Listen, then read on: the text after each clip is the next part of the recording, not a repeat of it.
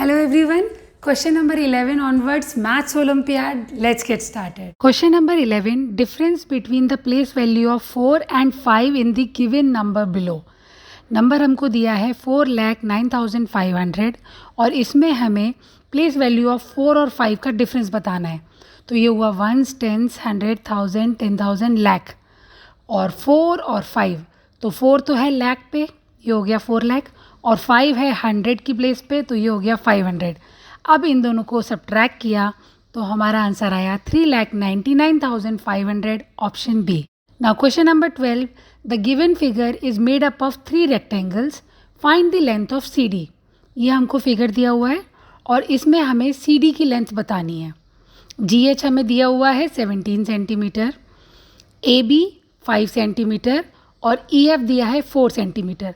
अब जी एच को देखो, जी एच पूरा इतना है 17 और इसमें से ए बी है 5 और ई एफ है 4. अगर हम इन दोनों को सब्ट्रैक्ट कर देंगे तो हमें सी डी पता चल जाएगा ना. तो 17 minus 5 minus 4, 8 centimetre, option C is the answer.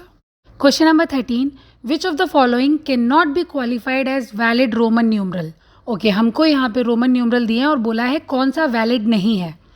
C D जो होता है, डी का मतलब होता है 500, उससे पहले आ गया सी, तो सी डी होता है 400. ऑप्शन बी देखो, C D 400 plus X 10 plus I V 4, तो ये हो गया 414. ये तो वैलिड है. सी डी की जगह 400, एक्स 20, वी की जगह 5, 400 प्लस 20 प्लस 5, 425, ये भी वैलिड है. Option D C D V, C D हो गया 400 प्लस 5, 405, ये भी वैलिड है. अब ऑप्शन ए पे आ जाओ, C A D 400 plus X plus X plus X plus X. X को इन्होंने 4 बार रिपीट किया है. कभी भी रोमन न्यूमरल में 3 बार से ज़्यादा कोई भी न्यूमरल रिपीट नहीं होता है. तो this is not a valid numeral. Option A is the answer.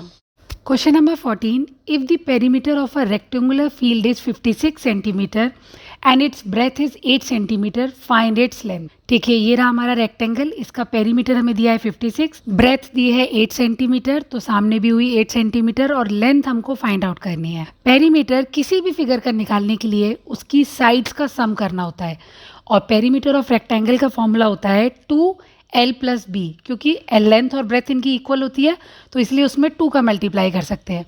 Perimeter की जगह लिखेंगे 56, 2 बाहर, ब्रैकेट के अंदर l प्लस बी.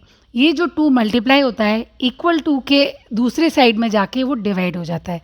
तो 56 को 2 से डिवाइड किया, ये आया 28 एंड l प्लस बी था 8, तो 28 में से हम 8 को अब सब्ट्रैक्ट कर देंगे तो लेंथ हमें पता चल गई 20 centimetre.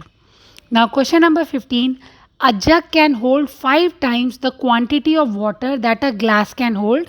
If the jug holds 3 liters of water, what is the capacity of the glass? Capacity हमें जग की दी है 5 times the glass, तो ग्लास में हम 5 का मल्टीप्लाई कर देंगे. और दिया है कि जग की कैपेसिटी 3 लीटर है तो ग्लास की कैपेसिटी कितनी होगी. तो ग्लास की कैपेसिटी निकालने के लिए हमको 3 लीटर को 5 से डिवाइड करना पड़ेगा.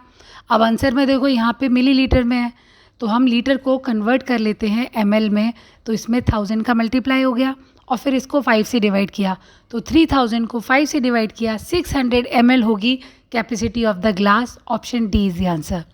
और क्वेश्चन नंबर 16 ऑनवर्ड्स हम करेंगे अपने अगले वीडियो में. उसका लिंक आपको मिलेगा डिस्क्रिप्शन बॉक्स में. अगर ये वीडियो पसंद आए तो सब्सक्राइब. Bye bye.